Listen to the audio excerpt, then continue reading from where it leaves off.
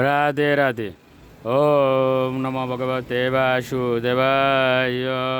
ওম নমো ভগবতে বাসুদেবায়। ওম নমো ভগবতে বাসুদেবায়। শ্রীমদ্ ভাগবত চতুর্থ স্কন্দ পুষণম ত্রয়োদশ অধ্যায়। ধ্রুব মহারাজের বংশধরদের বর্ণনা। শ্লোক 34। তস্মাৎ পুরুষ উত্তস্তৌ হেমমাল্য মলাম্বর হিরণ্ময়েন পাত্রেন সিদ্ধ মাদায় পায়সম।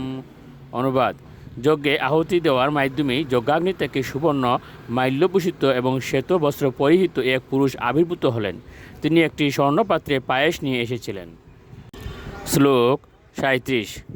সবিপ্রানুমত রাজা গৃহীতাঞ্জলিনোদনম অবগ্রায় মুদাযুক্ত প্রাদাত পত্না উদারদীয়। অনুবাদ: রাজা ছিলেন অত্যন্ত উদার এবং ব্রাহ্মণদের অনুমতি নিয়ে তিনি অঞ্জলিবদ্ধ হয়ে সেই পায়েস গ্রহণ করেছিলেন এবং তার ঘ্রাণ গ্রহণ করে তিনি তার পত্নীকে তা প্রদান করেছিলেন। শ্লোক 38। সাতৎপুম শবনম রাজ্ঞে প্রাশ্য বৈ পতুরাদদে গর্ভম কাল উপাবৃত্তে কুমারম শুশুবে অপ্রজা। অনুবাদ: পুত্রহীনা রানী সুনীতা পুত্র উৎপাদক সেই পায়েস ভক্ষণ করে তার পতির সাহচর্যে গর্ভবতী হন এবং যথাসময়ে এক পুত্র প্রসব করেছিলেন। শ্লোক 39।